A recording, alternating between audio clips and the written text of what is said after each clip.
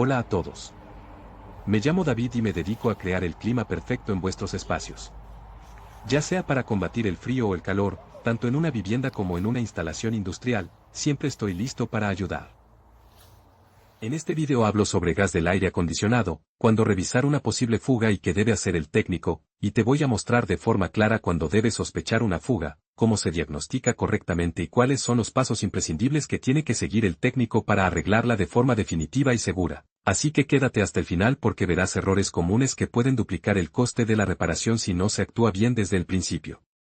Empiezo contándote lo que yo considero señales inequívocas de que hay una fuga. Lo primero que noto cuando trabajo en equipos es una pérdida de rendimiento sostenida. Esto se traduce en que el equipo tarda mucho más en alcanzar la temperatura deseada, el aire sale menos frío y el compresor arranca más seguido y durante más tiempo. Eso no es un indicio aislado, es la principal bandera roja.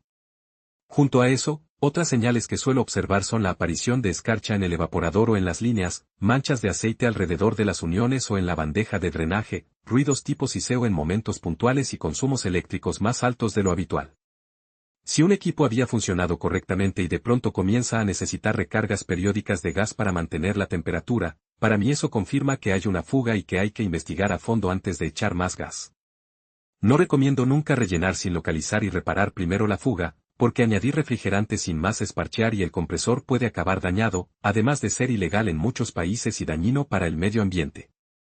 A partir de esas señales comienza mi protocolo de trabajo y lo que, en mi opinión, debe hacer cualquier técnico con formación y certificación. Primero hago una inspección visual exhaustiva, revisando uniones, accesorios, válvulas, filtros, serpentines y el aislamiento de tuberías. Busco manchas de aceite porque el refrigerante transporta lubricante del compresor y ahí suele quedar la evidencia. Si encuentro aceite cerca de una soldadura o una conexión, ya puedo sospechar un punto concreto. Si la fuga es muy pequeña o está en un serpentín dentro de la unidad exterior o el evaporador interior, la evidencia visual puede no ser suficiente, por eso en paralelo empleo herramientas de detección. Uso detectores electrónicos calibrados que captan trazas de refrigerante en el aire alrededor de componentes eléctricos y uniones. Estos aparatos son rápidos y muy útiles para localizar microfugas que no generan burbujas ni escapes visibles. En sistemas donde puedo, también utilizo gas trazador o tinte UV, añado una cantidad controlada de tinte UV compatible con el aceite y el refrigerante y luego, con una luz ultravioleta, inspecciono las superficies para detectar el rastro luminoso del tinte. Es una técnica efectiva en fugas pequeñas o en zonas de difícil acceso. Otra técnica imprescindible en mi trabajo es la prueba de presión con nitrógeno seco. Antes de volver a cargar gas, se debe purgar el sistema y someterlo a una presión adecuada de nitrógeno para comprobar si mantiene presión durante un tiempo determinado. Si la presión cae, la fuga es real y hay que localizarla. Esta prueba debe hacerse con manómetros adecuados y válvulas de seguridad, y nunca con aire ambiente porque el oxígeno y la humedad dañan el sistema y el compresor. Cuando la fuga está en una unión accesible, la reparación normalmente consiste en desmontar, limpiar, y volver a soldar o ajustar la unión con los procedimientos correctos, siempre respetando la limpieza del circuito y evitando introducir agua o suciedad. Después de la reparación, repito la prueba de presión con nitrógeno para asegurarme de que la reparación ha sido efectiva. Si la fuga está en un intercambiador de calor, como el serpentín del evaporador ubicado dentro del equipo interior o en una unidad acondicionadora empotrada, a menudo la solución no es solo una soldadura. Dependiendo del tamaño y la localización del daño puede ser necesario sustituir el serpentín completo o la unidad afectada, porque una reparación puntual puede no ser durable y puede contaminar el aceite del sistema provocando fallos de compresor. En mi experiencia, reemplazar un evaporador corroído o muy dañado suele ser la opción más rentable a medio-largo plazo frente a una reparación temporal que obligue a intervenciones recurrentes. Otro punto crítico que explico claramente cuando asesoro a un cliente es el procedimiento de recuperación y manipulación del refrigerante. En todos los casos en los que vamos a interactuar con el gas hay que recuperar primero el refrigerante con máquina recuperadora homologada y almacenarlo en cilindros apropiados. No está permitido liberar refrigerante a la atmósfera. Tras la recuperación y la reparación, antes de recargar hay que evacuar el circuito para eliminar humedad y aire, y esto se hace con una bomba de vacío hasta alcanzar vacíos profundos certificados por micrómetros, porque la presencia de humedad en el sistema genera ácidos y puede provocar la degradación irreversible del compresor y el refrigerante. No improviso esta parte, la evacuación y la comprobación de vacíos son tan importantes como la propia reparación. Después de una evacuación correcta, se sustituye el filtro deshidratador si es necesario. El filtro o dryie es una pieza de seguridad que atrapa humedad y partículas y debe reemplazarse siempre que se abra el circuito o haya signos de contaminación. Muchos técnicos con experiencia coinciden en que no cambiar el dryie después de una fuga puede condenar el sistema a fallos futuros. Cuando llega el momento de recargar, yo cargo exactamente el tipo y la cantidad de refrigerante que exige el fabricante, usando balanza de carga para garantizar el peso correcto. No trabajo por presión a ojo porque eso lleva a sobrecargas o subcargas que alteran el rendimiento y dañan componentes.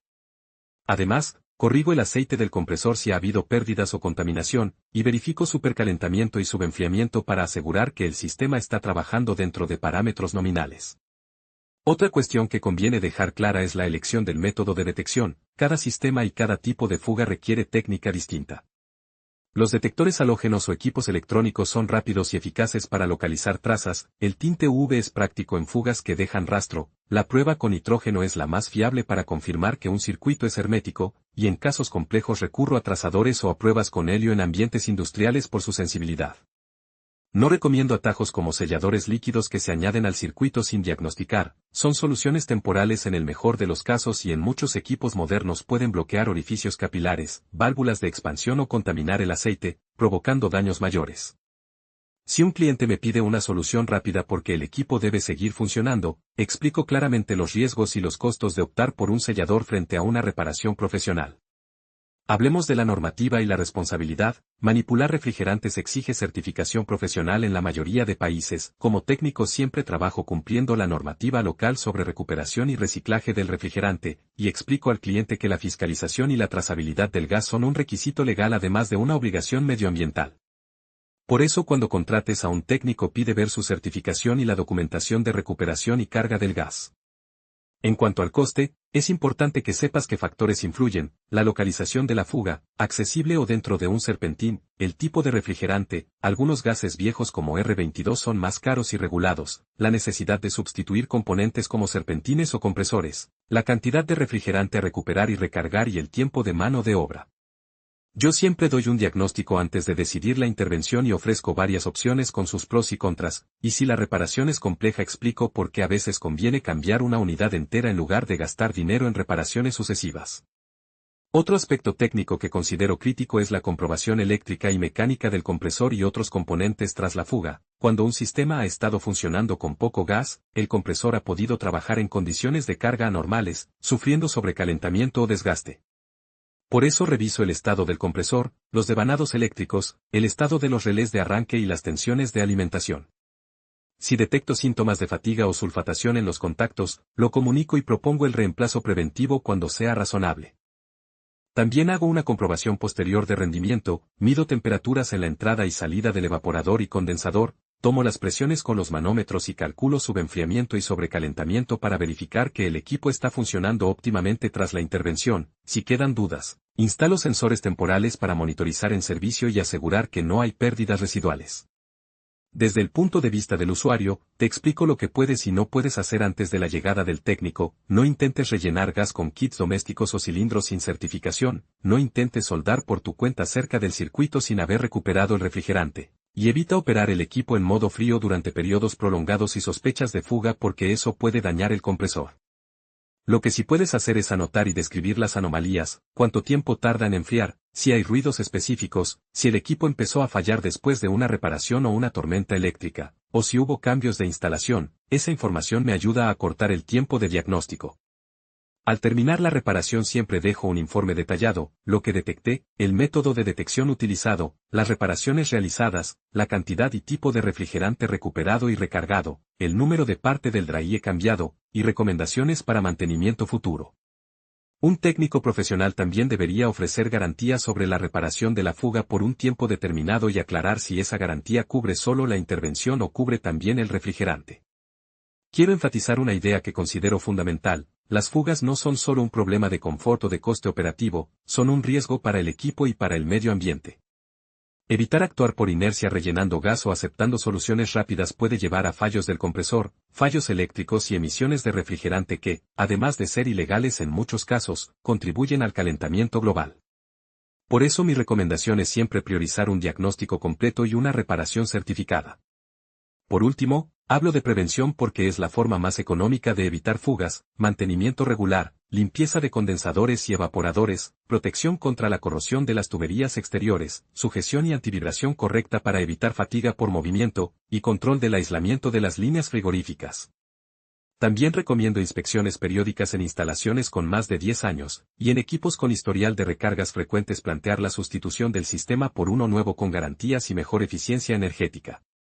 En resumen, cuando sospeches una fuga del gas del aire acondicionado, actúa con sentido común, no rellenes sin diagnosticar, llama a un técnico certificado, exige recuperación del refrigerante, prueba de presión con nitrógeno, evacuación profunda y reemplazo de filtro dry, reparación adecuada o sustitución del componente dañado, recarga controlada y pruebas de rendimiento finales.